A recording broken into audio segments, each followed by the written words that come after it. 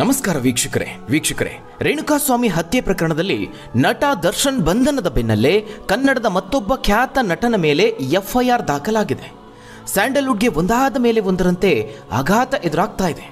ಈಗಾಗಲೇ ದರ್ಶನ್ ಪ್ರಕರಣದಿಂದಾಗಿ ಚಿತ್ರರಂಗಕ್ಕೆ ತೊಂದರೆ ಆಗ್ತಿದೆ ಅನ್ನುವ ಮಾತುಗಳು ಕೇಳಿ ಬರ್ತಾ ಇದೆ. ದರ್ಶನ್ ಪ್ರತಿ ವಾರವೂ ಒಂದಲ್ಲ ಒಂದು ಹೊಸಬರ ಸಿನಿಮಾಗಳಿಗೆ ಪ್ರೋತ್ಸಾಹವನ್ನ ನೀಡ್ತಾ ಇದ್ರು. ಎಷ್ಟೇ ಬ್ಯುಸಿ ಇದ್ರೂ ಹೊಸಬರ ಸಿನಿಮಾಗಳ ಪ್ರಮೋಷನ್ ಕಾರ್ಯಕ್ರಮಗಳಲ್ಲಿ ಭಾಗಿಯಾಗ್ತಾ ಇದ್ರು. ಚಿತ್ರರಂಗಕ್ಕೆ ಒಂದು ರೀತಿ ಶಕ್ತಿಯಾಗಿ ಬಲ ತುಂಬುವ ಕೆಲಸವನ್ನ ಮಾಡ್ತಾ ಇದ್ರು.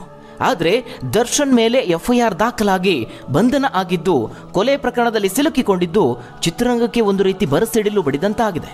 ಇದೀಗ ಕನ್ನಡದ ನಟ, ನಿರ್ದೇಶಕ, ನಿರ್ಮಾಪಕ ರಕ್ಷಿತ್ ಶೆಟ್ಟಿ ಅವರ ಮೇಲೂ ಸಹ ಎಫ್ಐಆರ್ ದಾಖಲಾಗಿದೆ.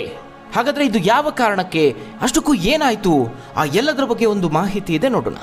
ವೀಕ್ಷಕರೇ, ಕನ್ನಡದ ಸಿನಿಮಾಗಳಿಗೆ ಜನ ಥಿಯೇಟರ್ಗೆ ಬರದಂತಹ ಸಂದರ್ಭದಲ್ಲಿ ದರ್ಶನ್ ಅವರ ಕಳೆದ ಸಿನಿಮಾ ಕಾಟೇರ ಬಹುದೊಡ್ಡ ಗೆಲುವನ್ನು ತಂದುಕೊಡ್ತು.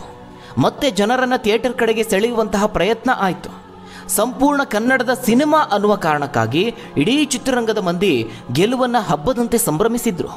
ಕಲೆಕ್ಷನ್ ವಿಚಾರದಲ್ಲೂ ದೊಡ್ಡದಾಗಿ ಅದು ಸದ್ದು ಮಾಡಿತ್ತು. ಆದರೆ ಈಗ ನಟ ದರ್ಶನ್ ಬಂಧನದ ಬೆನ್ನಲ್ಲೇ ಹಲವರು ಕಂಗಾಲಾಗಿದ್ದಾರೆ. ಚಿತ್ರರಂಗಕ್ಕೆ ಬಲ ತುಂಬುತ್ತಿದ್ದ ನಟನೆ ಈಗ ಜೈಲು ಪಾಲಾಗಿರೋದ್ರಿಂದ ಭಾರೀ ಆತಂಕಕ್ಕೆ ಕಾರಣವಾಗಿದೆ. ಇನ್ನು ಚಿತ್ರರಂಗಕ್ಕೆ ಎಂಟ್ರಿ ಕೊಡುವಂತಹ ಹೊಸಬರ ಪಾಲಿಗಂತೂ ಇದು ಕರಾಳ ಸುದ್ದಿಯೇ ಸರಿ. ತನ್ನ ಸಿನಿಮಾಗಳ ಜೊತೆಗೆ ಹೊಸಬರ ಸಿನಿಮಾಗಳನ್ನು ಸಹ ನಟ ದರ್ಶನ್ ಪ್ರೋತ್ಸಾಹ ಮಾಡ್ತಾ ಇದ್ರು. ಹೀಗಾಗಿ ನಟ ದರ್ಶನ್ ಯಾವಾಗ ಬಿಡುಗಡೆ ಆಗ್ತಾರೆ ಅಂತ ಎಲ್ಲರೂ ಕಾದು ಕುಳಿತಿದ್ದಾರೆ. ಹೀಗಿರುವಾಗಲೇ ಮತ್ತೊಬ್ಬ ಪ್ರತಿಭಾವಂತ ನಟ ರಕ್ಷಿತ್ ಶೆಟ್ಟಿ ಮೇಲೆ ಎಫ್ಐಆರ್ ದಾಖಲಾಗಿರುವಂಥದ್ದು. ಬೆಂಗಳೂರಿನ ಯಶವಂತಪುರ ಪೊಲೀಸ್ ಠಾಣೆಯಲ್ಲಿ ನಟನ ವಿರುದ್ಧ ಎಫ್ಐಆರ್ ದಾಖಲಾಗಿದೆ. ಇವರ ಮೇಲೂ ಸಹ ಕೇಳಿ ಬಂದಿರೋದು ಮತ್ತೊಂದು ಗಂಭೀರ ಆರೋಪ. ರಕ್ಷಿತ್ ಶೆಟ್ಟಿ ಅವರು ತಮ್ಮ ಪರಂಹಾ ಸ್ಟುಡಿಯೋಸ್ ಮೂಲಕವಾಗಿ ನಿರ್ಮಿಸಿದ ಸಿನಿಮಾವೊಂದರಲ್ಲಿ ಕನ್ನಡದ ಹಳೆಯ ಸಿನಿಮಾಗಳ ಹಾಡನ್ನ ಅನುಮತಿ ಇಲ್ಲದೆ ಬಳಸಿದ್ದಾರೆ ಅಂತ ಆರೋಪವನ್ನು ಮಾಡಲಾಗಿದೆ. ಅಂದ್ರೆ ಬೇರೆಯವರ ಸಿನಿಮಾದ ಹಾಡುಗಳನ್ನ ಅನುಮತಿ ಇಲ್ಲದೆ ಬಳಸಿಕೊಂಡಿದ್ದಾರೆ, ಕಾಪಿರೈಟ್ ಉಲ್ಲಂಘನೆ ಮಾಡಿದ್ದಾರೆ ಅನ್ನುವ ಆರೋಪ ಕೇಳಿ ಬಂದಿರುವಂಥದ್ದು. ಬ್ಯಾಚುಲರ್ ಪಾರ್ಟಿ ಅನ್ನುವ ಕನ್ನಡ ಸಿನಿಮಾ ಅದು ಸದ್ಯ OTTಯಲ್ಲಿ ಸ್ಟ್ರೀಮಿಂಗ್ ಆಗ್ತಾ ಇದೆ. ಆದರೆ ಚಿತ್ರಮಂದಿರಗಳಲ್ಲಿ ಇದು ನಿರೀಕ್ಷಿತ ಯಶಸ್ಸನ್ನು ಪಡೆದಿರಲಿಲ್ಲ. ಅಭಿಜಿತ್ ಮಹೇಶ್ ನಿರ್ದೇಶನದ ಈ ಒಂದು ಕಾಮಿಡಿ ಸಿನಿಮಾ ಜನವರಿ 26ರಂದು ಬಿಡುಗಡೆ ಆಗಿತ್ತು. ಇದೀಗ ಕಾಪಿರೈಟ್ ಉಲ್ಲಂಘನೆ ಆರೋಪದಡಿ ರಕ್ಷಿತ್ ಶೆಟ್ಟಿ ಹಾಗೆ ಅವರ ಮಾಲೀಕತ್ವದ ಕಂಪನಿಯ ವಿರುದ್ಧ ದೂರು ದಾಖಲಾಗಿದೆ. MRT ಮ್ಯೂಸಿಕ್ನ ನವೀನ್ ಕುಮಾರ್ ಅನ್ನುವರು ಈ ಒಂದು ದೂರನ್ನು ದಾಖಲಿಸಿದ್ದಾರೆ. ಕನ್ನಡದ ಸಿನಿಮಾಗಳಾದ ಗಾಳಿ ಮಾತು ಮತ್ತು ನ್ಯಾಯ ಎಲ್ಲಿದೆ ಅನ್ನುವ ಸಿನಿಮಾದ ಟೈಟಲ್ ಹಾಡನ್ನು ಬಳಸಿಕೊಂಡಿರುವ ಆರೋಪ ರಕ್ಷಿತ್ ಶೆಟ್ಟಿ ಅವರ ಮೇಲಿದೆ.